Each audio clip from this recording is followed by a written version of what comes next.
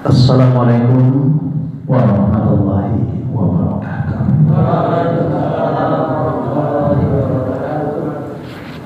Alhamdulillahirabbil alamin. Wassalatu wassalamu ala asyrofil anbiya'i wal mursalin wa ala alihi wa sahbihi ajma'in. Rabbi shrah li sadri wa yassir li amri wahlul 'uqdatam min lisani yafqahu qawli. Bapak-bapak, saudara-saudara jamaah Surah Al-Mustafa yang dimuliakan Allah Subhanahu wa Ta'ala. Pertama sekali, mari kita sama-sama menjadikan puji dan syukur kehadiran Allah Subhanahu wa Ta'ala atas segala nikmat yang dilimpahkan kepada kita. Nikmat yang paling besar yaitu nikmat iman dan Islam. Karena adanya nikmat inilah kita bisa hadir di tempat yang mulia ini, di rumah Allah ini, yaitu di Surah Al-Mustafa. Dan juga kami ucapkan selamat datang pada sahabat-sahabat kami dari Bengkulu ya. Ada 7 orang saya. Mudah-mudahan lancar dalam perjalanan, kemudian mendapatkan pahala yang berganda dari Allah SWT. Karena jauhnya perjalanan.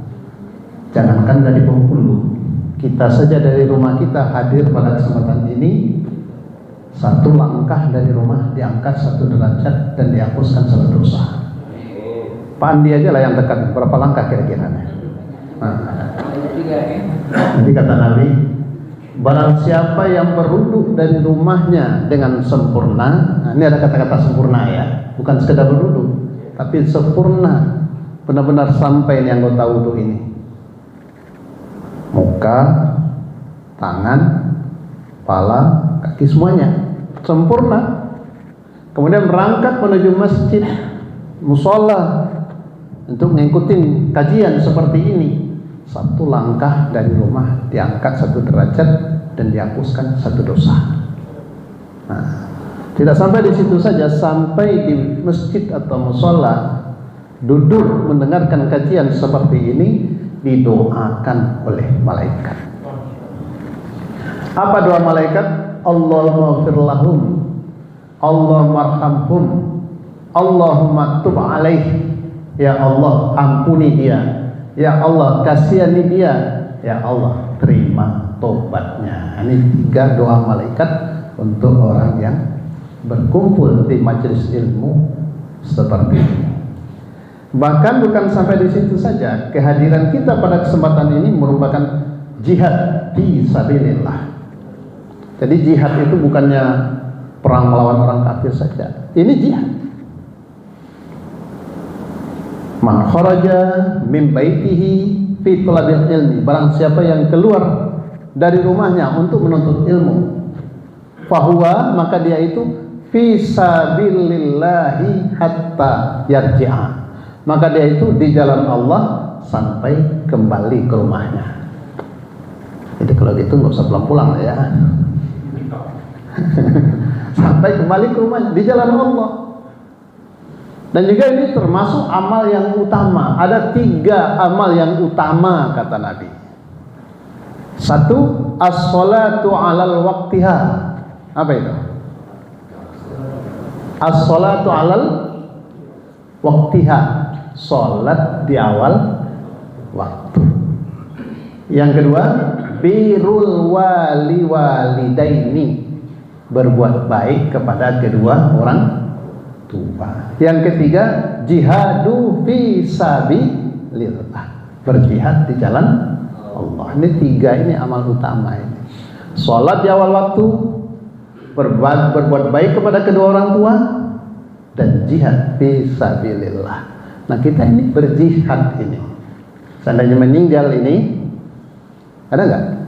Oh, belum. Meninggal ini habis pengajian ini, kesandung batu, blek meninggal. Innalillahi wa inna ilaihi raji'un. Jihadu fi sabilillah. Nah, mati dalam keadaan berjihad. Nah, orang mati dalam keadaan berjihad habis ngaji yaitu husnul khotimah. Mati habis ngaji husnul khotimah. Mati habis sholat husnul khotimah. Mati habis sedekah husnul khotimah. Mati habis menuntut ilmu husnul khotimah. Mati habis minum-minum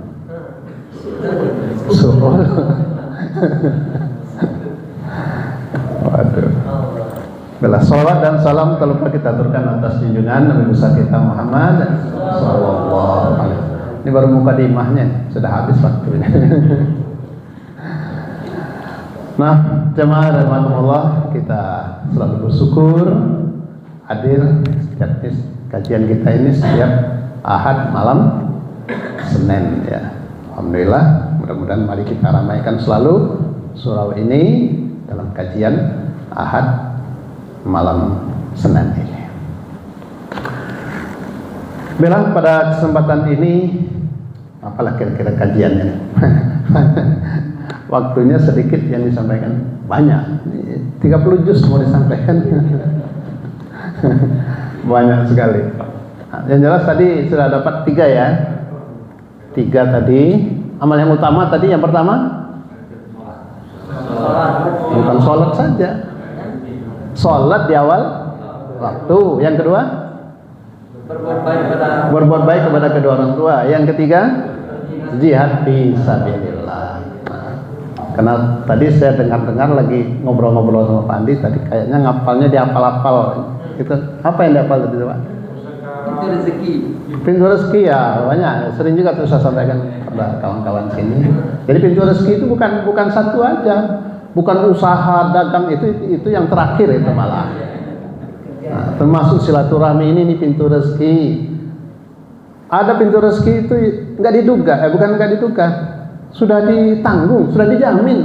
Baru lahir saja, sudah ada rezekinya, air susu ibunya, ada air rezeki yang dijamin. Kira-kira bayi itu bisa kerja nggak? Enggak. Cuman sudah ada rezekinya. Di mana? Ibunya. Nah, ada rezeki yang dijamin. Ada rezeki karena silaturahmi. Ada rezeki karena istighfar. Ada rezeki karena menikah. Nah, siapa nih yang? Maksudnya ada rezeki istri gitu loh. Nah, ada rezeki istri lewat istrinya itu. Nah, ada rezeki karena punya anak. Ya, rezeki dari anaknya. Nah, terus ada rezeki yang tidak diduga, nggak diduga-duga, dan juga ada rezeki karena takwa, ada rezeki karena sedekah. Karena sedekah itu malaikat itu berdoa, Allahumma a'ti munfiqan khalafa, ya Allah ganti harta si fulan yang dia keluarkan. Itu doa malaikat. Ganti harta si fulan yang dikeluarkan. Nah itu, jadi ada rezeki karena sedekah. Jadi tadi saya dengar memang ngapal-ngapal itu enak ya. Nah, jadi supaya kita juga bisa ngapal, ini juga akan saya sampaikan dalam kehidupan ini kita juga jaga 4 is lah. Nah 4 is ya, kan gampang ngapalnya. Jangan sampai nggak kita jaga ini 4 is ini. Nah, is yang pertama yaitu istiqomah. Nah, apa itu istiqomah? Terus menerus ibadahnya, nggak berhenti. Sholatnya terus menerus, ngajinya terus menerus, baca Al-Qur'annya terus menerus, sholat malamnya terus menerus, istiqomah, continue. Amal yang disenangi oleh Rasulullah SAW, biarlah sedikit tapi terus menerus. Jangan ini malam ini sholat tahajud 50 rakaat, besok enggak lagi. Kan banyak tuh 50 rakaat ya, tapi besok enggak lagi. Nah, sedikit enggak apa-apa, 4 rakaat, 6 rakaat, tapi terus menerus. Nah, jadi istiqomah. Di dalam Al-Quran surah Fussilat Allah sudah menjelaskan, innal ladzina qalu rabbunallah summastaqamu tatanazzalu alaihimul malaikah alla takhafu wa la tahzanu wa abshiru bil jannati allati kuntum tu'adun. Sesungguhnya orang-orang yang berkata Tuhanku adalah Allah, innal ladzina qalu rabbuna Allah summastaqamu, summas itu kemudian taqamu, kemudian dia istiqamah terus menerus beribadah. Summastaqamu tatanazzalu alaihimul malaikah, malaikat akan turun tatkala sakaratul maut itu, malaikat turun dan akan berkata kepada orang-orang yang istiqamah itu, alla taqafu wala tahzanu wa absiru bil jannati allati kuntum. Jangan takut, kata malaikat waktu sakaratul maut itu, jangan takut, jangan sedih, gembiralah, ini surga yang sudah dijanjikan oleh Allah untuk ditambahkan surga untuk orang yang istiqamah. Kira-kira orang mau meninggal itu kalau ditampakkan surga, kira-kira gimana? Senang nggak? Senyum nggak? Senyum nggak? Nah, maka disitulah malaikat maut mencabut nyawanya dengan penuh kasih sayang.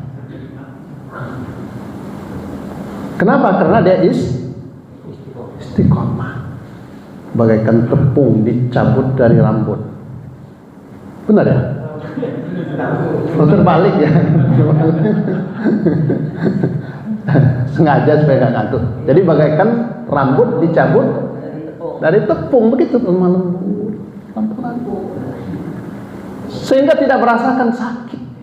Walaupun sakitnya mati itu bagaikan binatang dikupas kulitnya hidup-hidup, bagaikan pukulan pedang 300 kali pukulan. Tapi karena dia istiqomah terus menerus ibadahnya, lemah lembut dia. Disitulah dia tersenyum karena sudah ditampakkan surga. Nah, karena dia orang baik-baik, dia orang taat. Kira-kira kalau orang taat yang meninggal, orang baik-baik, banyak jasanya, kira-kira yang ditinggalkan gimana? Nangis apa senyum? Nangis terharu. Yang ditinggalkan senyum apa nangis, Pak?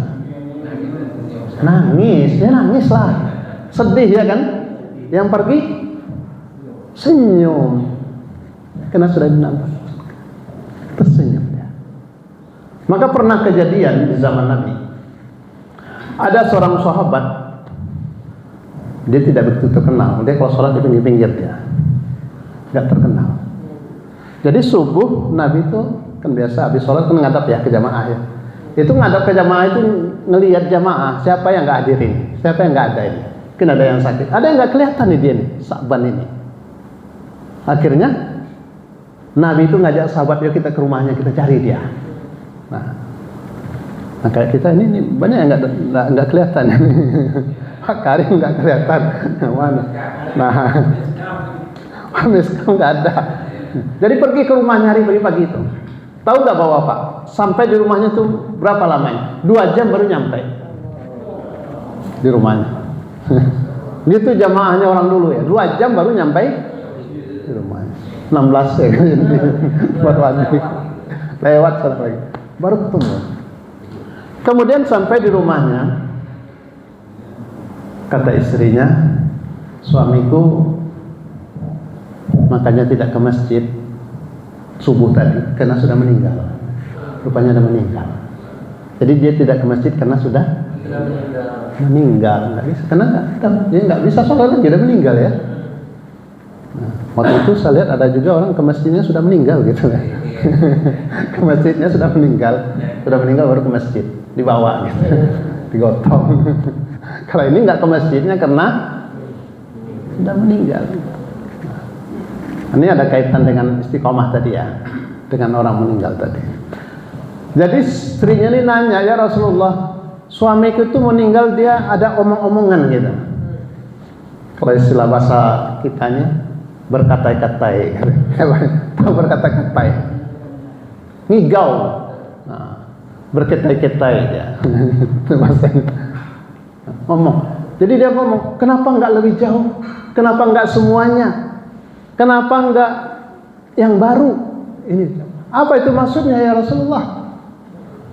Kemudian kata Nabi, dia itu mau meninggal tatkala malaikat maut mencabut nyawanya, ditampakkan amalnya itu, perjalanannya jauh dari rumah itu, sholat berjamaah, sehingga nampaklah pahalanya begitu besar, sehingga dia mengucapkan, kenapa nggak lebih jauh ya? Kalau jauh lagi pasti pahalanya lebih besar. Iya, karena terasa nikmat meninggal itu terasa. Kemudian kenapa nggak semuanya?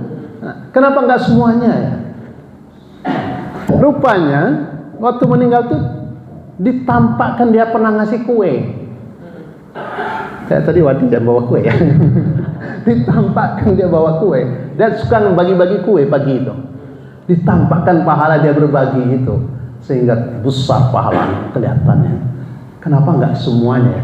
Rupanya dia ngasih kue itu separuh, roti dikasih kawannya separuh. Kenapa nggak semuanya aja saya kasih? Pasti pahalanya lebih besar. Kenapa nggak satu kresek ya? Coba 3 kresek. Pak Wadi kan bawa 1 kresek tuh ya. Nah gitu. Kemudian kenapa nggak yang baru katanya? Rupanya pada suatu waktu Pak Saban ini yang meninggal ini, dia ke masjid itu pakai baju 2 lapis, jaket dingin gitu. Pas pulang dari masjid kena dingin, dibukanya 1, kasih kawannya 1, kasihnya 1. Jadi artinya dia berbagi yang sudah dipakai. Kenapa enggak yang baru saya kasih, yang bekas saja saya kasih, begitu besar pahalanya. Nah, jadi itu ya. Jadi karena istiqomah ditampakkan amalnya waktu dia meninggal dunia itu. Nah, jadi tersenyum dia meninggalkan. Biarlah orang yang ditinggalkan menangis. Yang penting kita tersenyum meninggalkan dunia ini. Nah, sering kami sampaikan, ada masanya kita menangis, orang tersenyum. Ada masanya kita tersenyum, orang tersenyum. Ada masanya kita tersenyum, orang menangis. Jangan sampai kita menangis, orang tersenyum. Coba.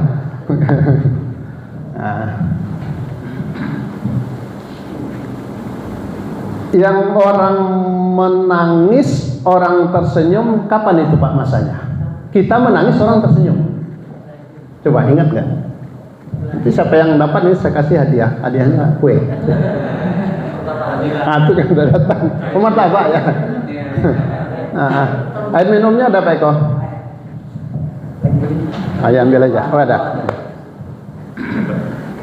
Masanya kita menangis, orang tersenyum waktu lahir. Ya enggak? Waktu lahir nangis enggak? Semua orang nangis ya menghadapi.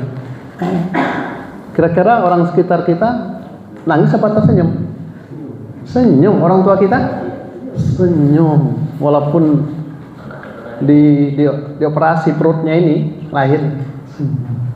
Kemudian kata bapak-bapak sama istrinya, bayarnya mahal Bu, berapa? 50 juta. Tapi dia tetap senyum kan? Walaupun bayarnya mahal, tetap senyum. Dan nggak bisa makan nih Pak Eko. Bungkusin aja Pak Eko. Nah, kapan masanya kita tersenyum, orang tersenyum? Coba. Nah, ini lupa kalau yang ini. Pak Zainal aja lupa deh. Kapan masanya kita tersenyum, orang tersenyum? Waktu menikah, waktu pengantin, waktu duduk di pelaminan. Senyum nggak kira-kira? Kadang-kadang orang yang lain nggak ngelihat lagi. Udah asik aja udah senyum. Orang yang datang senyum juga, senyum. Nah, senyum ya kan? Kapan masanya kita tersenyum, orang menangis? Yaitu tadi waktu meninggal dunia. Karena dia senyum, orang menangis, sedih, sudah pergi bapak itu, dia orang baik, sedih kita. Nah, jangan sampai kita menangis, orang tersenyum. Jangan sampai waktu meninggal itu menangis, orang tersenyum. Kenapa menangis? Karena dia jauh dari agama, dia selalu bermaksiat, dipukul oleh malaikat meninggalnya itu, digampar oleh malaikat meninggalnya. Nanti dibuka surat Al-An'am ayat 93 ya. Al-An'am 93 bunyi ayatnya, walau tara iziz zalimuna fi gharmatil maut wal malaikatu basitu aydihim akhriju anfusakum.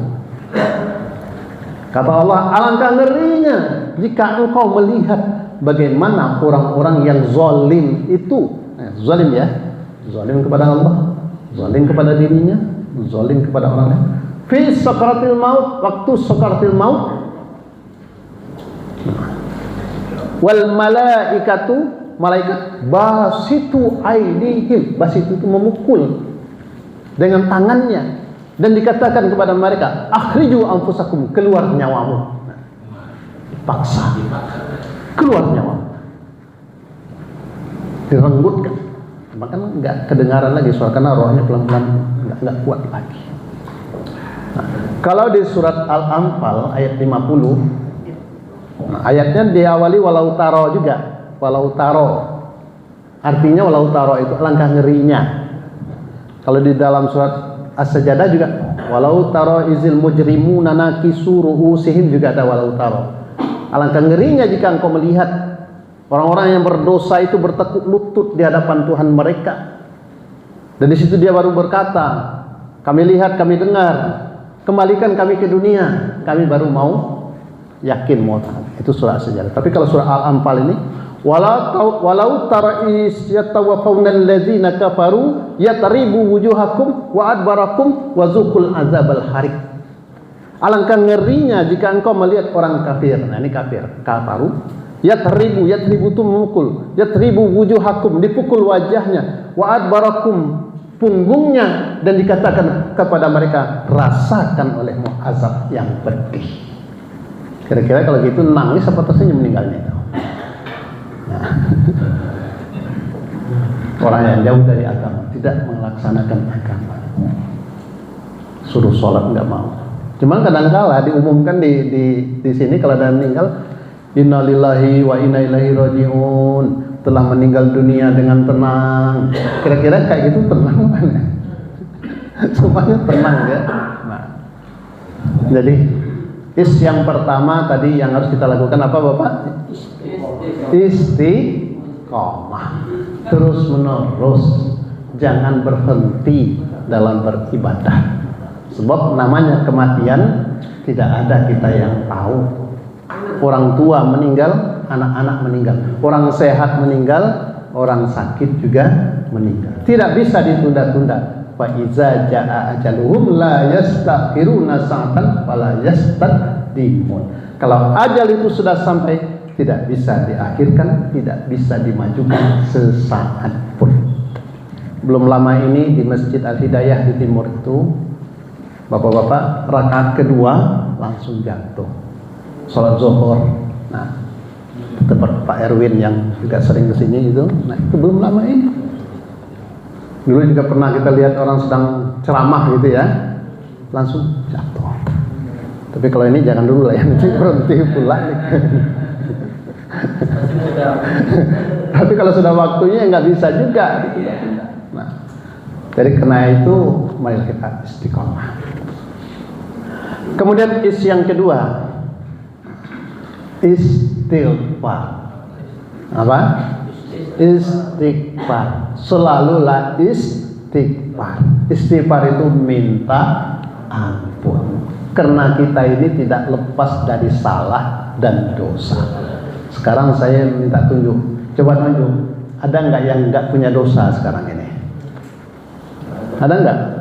Nggak ada. Saya nggak ada.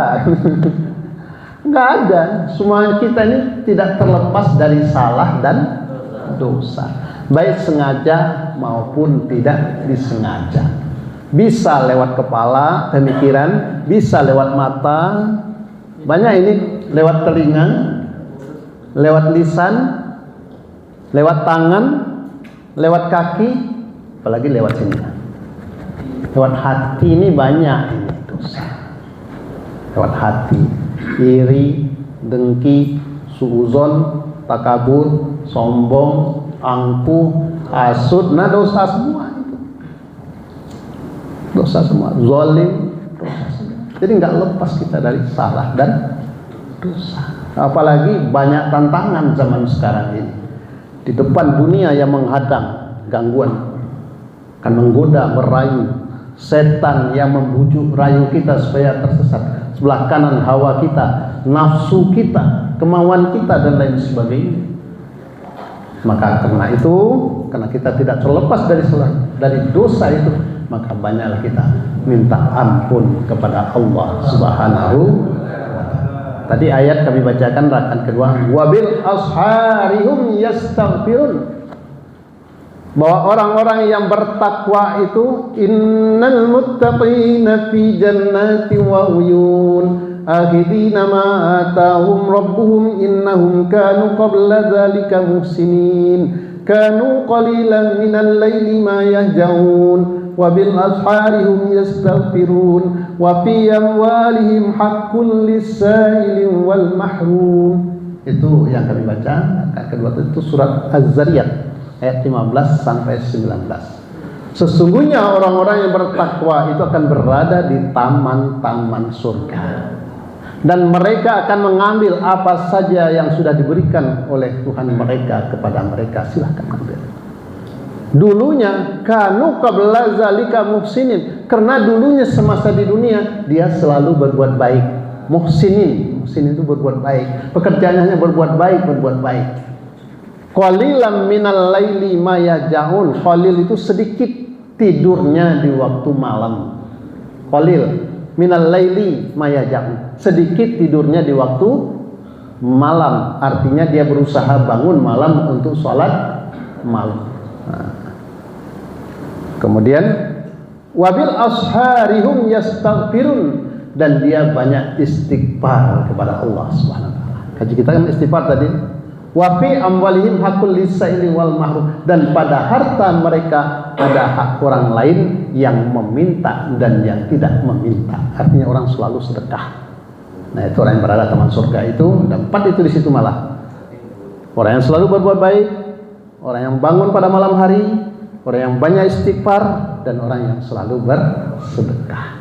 Nah, jadi kajian kita, wabil asharihum yastaghfirun, orang yang banyak istighfar, minta ampun, menyesal atas kesalahan dosa yang mungkin pernah kita perbuat. Kita menyesal. Karena itu bedanya Nabi Adam dengan iblis. Kalau iblis dia enggak menyesal atas dosa. Kalau Nabi Adam kan menyesal, sehingga dia berdoa, Rabbana zalamna anfusana wa illam taghfir lana wa tarhamna lanakunanna minal khasirin. Ya Allah, ya Tuhan kami sudah menzalimi diri kami sudah berdosa, banyak salah.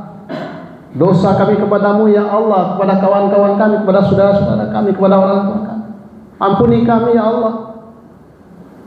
Wa illam taghfir lana wa tarhamna lanakunanna, kasihani kami ya Allah. Kalau tidak kami termasuk orang yang rugi, menyesal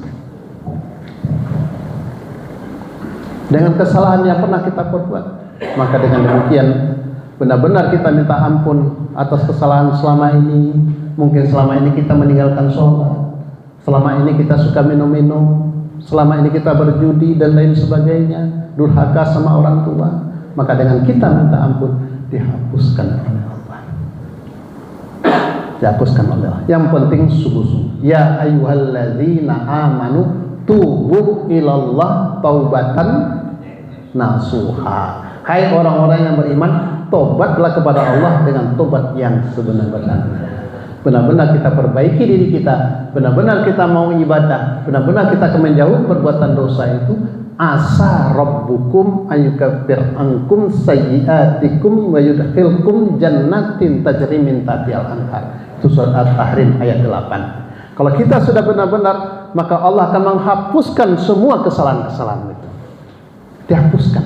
Maka masuklah ke dalam surga yang mengalir sungai-sungai di bawahnya. Jadi kalau mungkin kita selama ini ada salah, dosa, jangan putus asa. Jangan putus asa. Oh udahlah, udah kadung banyak dosa, ya udahlah. Jangan.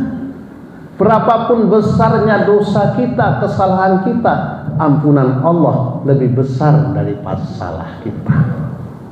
Kasih sayang Allah lebih besar daripada dosa kita. Yang penting kita benar-benar mengakui, menyesali, memperbaiki atas kesalahan-kesalahan kita itu.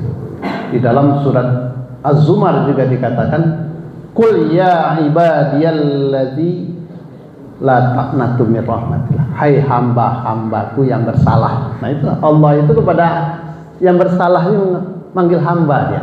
wahai hamba-hambaku yang bersalah, yang berdosa, yang bermaksiat, jangan putus asa dengan rahmat Allah. Jangan putus asa. Innallaha yaghfiru dzunuba jami'a. Sesungguhnya Allah akan menghapuskan semua dosa-dosamu, itu akan dihapuskan. Innahu huwal ghafurur rahim. Sesungguhnya Allah Maha Pengampun. Jadi jangan putus asa walaupun banyak dosa. Kalau sudah minta ampun kepada Allah, kita bersih, meninggal kita, insya Allah langsung dimasukkan oleh Allah ke dalam surganya. Tapi kalau kita juga tidak tobat, kita minta ampun, apalagi dosa yang sangat besar sekali, yaitu asyirku billah, zulmun azim, dosa yang paling besar adalah syirik kepada Allah. Kemudian dibawanya membunuh, durhaka sama orang tua, makan riba, makan harta anak yatim. Nah itu syirik, itu dosa yang paling besar, dosa yang kalau orangnya tidak minta ampun sampai dia meninggal, kholidina fiha, kekal di dalam api neraka selama-lamanya. Jadi di dalam neraka itu ada yang kekal, ada yang tidak. Yang kekal itu yaitu orang yang syirik. Innal ladzina kafaru, sesungguhnya orang-orang kafaru apa? Kafir. Innal ladzina kafaru min ahlil kitab wal musyrikina fi nari jahannam khalidina fiha, akan berada dalam neraka jahanam, kekal selama-lamanya di sana. Jadi mari sebelum kematian itu datang, berapapun besar dosa kita, minta ampunlah kepada Allah Subhanahu wa ta'ala, sehingga kita langsung dimasukkan oleh ke dalam surga. Mungkin belum apa-apa dosa kita kalau dibandingkan orang dulu-dulu. Sahabat-sahabat Nabi itu ada yang sampai membunuh anaknya hidup-hidup, tapi dia tobat, minta ampun kepada Allah, dia mengaku salah, bahkan dia dijamin masuk surga. Nah, seperti Umar bin Khattab dijamin masuk surga. Maka mungkin sering kita mendengarkan ada orang yang sampai membunuh 100 orang, tapi dia ingin tobat, dia memperbaiki dirinya, kemudian dalam perjalanan dia meninggal, padahal dia belum beramal. Dia sudah membunuh, sudah salah, dosanya sudah banyak sekali, kemudian di perjalanan dia meninggal. Nah, ini masuk surga apa masuk neraka? Diukur, rupanya lebih dekat tempat dia mau belajar itu meninggal, maka dia ahli surga. Dulu pernah juga saya sampaikan, ada seorang penjaga kuburan. Nah, ini luar biasa ya. Ada seorang pemuda sama Umar bin Khattab datang kepada Nabi. Ya Rasulullah, ini anak muda ini menangis-nangis dia. Dosanya besar sekali ya Rasulullah, nggak bisa diampunkan ya Allah. Ya Rasulullah, nggak ada ampunan. Apa dosamu? Kata Rasulullah. Engkau syirik? Tidak. Engkau durhaka sama orang tua? Tidak.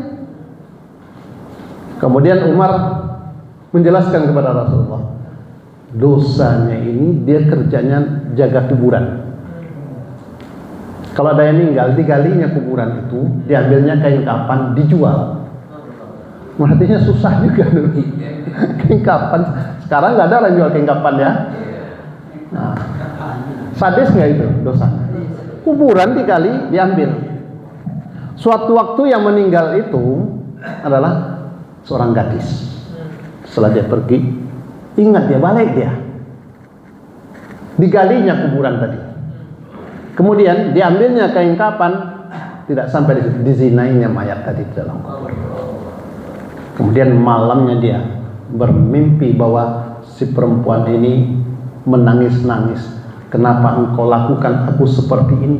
Kenapa engkau telanjangi aku dan lain sebagainya? Maka itulah dosanya, itulah yang disampaikan kepada Rasulullah SAW. Maka pada waktu itu Rasulullah mengatakan tidak diampunkan dosamu ini besar sekali. Akhirnya dia pergi jauh, putus asa itu, nangis. Nah, gimana ini? Sudah ngadu sama Nabi, dikatakan nggak diampunkan dosanya. Maka turunlah ayat kepada malaikat Jibril menyampaikan kepada Nabi Muhammad SAW bahwa berapapun besarnya dosa seseorang akan diampunkan oleh Allah. Maka dicarilah anak muda tadi, dikatakan kepada mereka bahwa dosa sudah diampunkan oleh Allah SWT. Jadi tiangnya kita minta ampun, istighfar. Nah itulah kekuatan istighfar itu. Maka itu juga dianjurkan. Jangan kita sesudah berbuat salah, habis sholat saja kita lagi istighfar, ya enggak? Assalamualaikum warahmatullahi wabarakatuh. Assalamualaikum. Astagfirullahaladzim. Astagfirullah. Sebab kita nggak tahu, mungkin lagi sholat apa benar, apa salah, apa khusyuk atau tidak, atau lagi kita jamaah ini kita nggak tahu lagi sholat, mana tuh kita juga ngerutu, bau amat di sebelah ini. Kan bisa jadi kan? Nah, iya kan? Atau mungkin kesenggol kawan atau diinjak-injak kakinya. Walaupun sholat bisa saja orang itu hatinya ini enggak ini. Maka itulah astagfirullahaladzim. Kita salaman kan. Kadang-kadang orang ngapain pula salamannya di sholat. Kita kan nggak tahu. Kan bisa saja kan. Kok bau jengkol sih sebelah ini. Nah, dosa itu kan. Nah, jadi tentunya istighfar. Assalamualaikum. Assalamualaikum. Astagfirullahaladzim. Kapan saja boleh istighfar itu.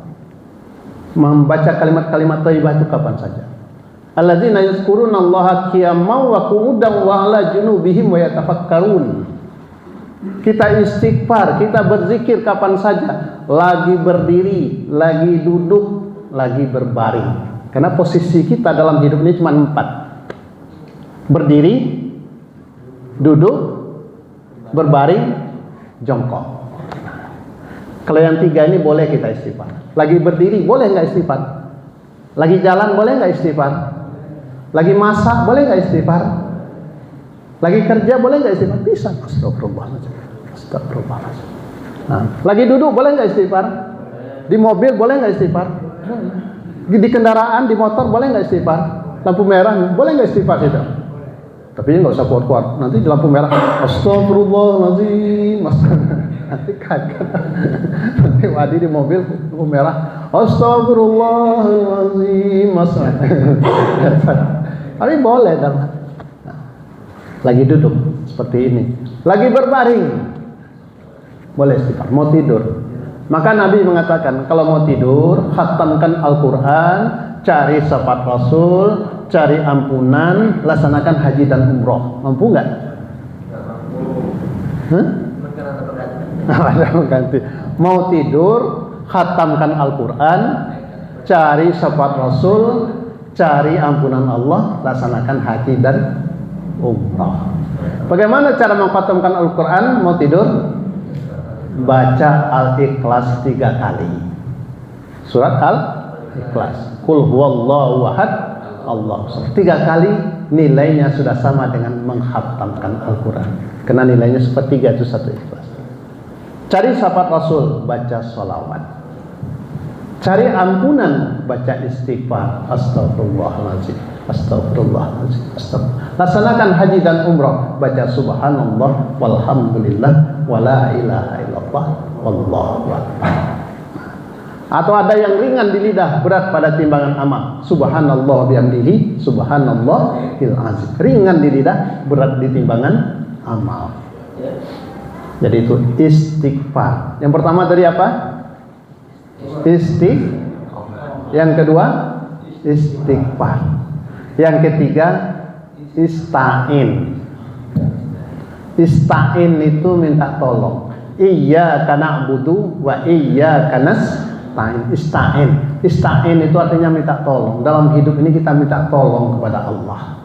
Artinya banyak-banyaklah minta tolong kepada Allah. Karena banyak hal-hal yang tidak mampu kita, tidak kuasa kita. Maka kita disuruh berdoa. Bahkan sombong orang yang kalau orang itu nggak mau berdoa, dikatakan sombong. Maka kita disuruh banyak berdoa. Karena berdoa itu juga ibadah. Karena mendekatkan diri kita kepada Allah. Kita dialog dengan Allah. Nah, jadi berdoa, banyak berdoa. Habis sholat doa. Dan doa yang sangat mustajab, duburis sholat, setelah sholat dan sepertiga malam. Dan ada waktu-waktu tertentu antara dua khutbah lagi khotib duduk itu tuh doa mustajab. Kemudian doa waktu setelah ijab kabul, setelah orang saya terima nikahnya dengan mas kawin tersebut, berdoa itu mustajab karena malaikat turun, iblis lari, setan lari itu. Karena dia akan berusaha menggoda ini. Jangan-jangan orang ini nggak jadi nikah, ini kan bisa diadunya terus gitu ya. Bisa bermaksiat terus. Setelah orang saya terima nikahnya dengan mas kawin tersebut, setan ini lari, malaikat turun, di situ doa mustajab itu. Nah itu. Tapi jangan salah-salah doa juga. Nanti orang, ya Allah semoga ini jodohnya enteng. Jangan bilang, oh iya enteng juga jodoh saya. Nah itu ya. Jadi banyak minta, berdoa, bukan berdoa ya. Nah, dan juga doa, banyak doa yang diajarkan. Dan yang utama sekali doa yang sudah diajarkan dalam Al-Quran banyak. Seperti Rabbana atina fid dunya hasanah wa fil akhirati hasanah wa qina adzaban. Rabbana zalamna anfusana wa illam taghfir lana, itu doanya Nabi Adam. Ada doa Nabi Ibrahim, Rabbana hab lana min azwajina wa dzurriyyatina. Dan juga berdoa itu benar-benar dari hati gitu ya, dari hati, lisan dan hati. Bukan hanya di lisan saja. Kalau juga Rabbana zalamna anfusana wa illam taghfir lana wa tarhamna lanakunanna minal khasirin. Allah matanya kemana-mana gitu ya. Kira-kira di hati nggak itu? Apalagi udah kemudian banyak. Rabbana la tu'akhidhna in nasina wa ata'na. Rabbana wa la tahmil 'alaina isran. Itu nggak dari hati itu. Jadi dari hati. Jadi kembali kepada yang tadi, istiqomah, istighfar, ista'in, dan yang terakhir yaitu istinja. Istinja ini jangan main-main. Kalau kita tidak hati-hati beristinja, bisa membuat batalnya wudhu kita. Istinja tahu kan? Cebok. Nah itu kalau kita tidak bersih istinjanya, itu bisa membuat batalnya. Kita masih ada najis, bisa nggak sah wudhunya. Kalau wudhu tidak sah sholatnya. Itu perlunya. Banyak sisa kubur itu terjadi karena istinjanya tidak bersih. Bahkan ada di zaman Rasulullah itu ada seseorang yang meninggal, digali kuburannya, masuk kucing ke dalamnya. Dipindah kuburannya, masuk lagi kucing itu ke situ. Pindah lagi, masuk lagi dia, sampai 3 kali. Akhirnya dikuburlah bersama kucing-kucing itu. Kemudian setelah dikubur, kedengaranlah kucing tadi menggeretak, memakan tulang belulang si mayat itu. Kemudian ditanyakan kepada istrinya, apakah dosa yang dilakukan oleh suamimu ini, wahai ibu? Suamiku kalau buang air tidak istinja, katanya. Nah, buang air tidak istinja, masih ada najis. Sebab sahnya sholat kalau masih ada najis di badan kita, di pakaian kita, atau di tempat kita sholat, nggak sah sholat kita. Itu perlunya. Nah itu. Ini kadang-kadang nih, kadang ban mobil jadi sasaran, kadang batang pisang jadi sasaran. Nah itu hati-hati itu. Nah, mari kita ulang apa sebelum kita tutup. Jadi ada 4 is ya. Yang pertama istiqomah, yang kedua istighfar, yang ketiga ista'in, dan yang keempat istinja. Nah, gampang kan ngapalnya? Tadi amal yang utama as-sholatu alal waktiha, sholat di awal waktu, kemudian berbuat baik kepada kedua orang tua, dan yang ketiga jihad fi sabilillah. Nah, udah banyak itu ya. Mudah-mudahan manfaat, dan juga mudah-mudahan Allah memberikan pahala yang berlipat ganda kepada kita dengan kehadiran kita, dan dapat membuat diampunkannya segala dosa kita dengan kita hadir di majelis ini. Demikian kami akhiri. Assalamualaikum warahmatullahi wabarakatuh. Waalaikumsalam.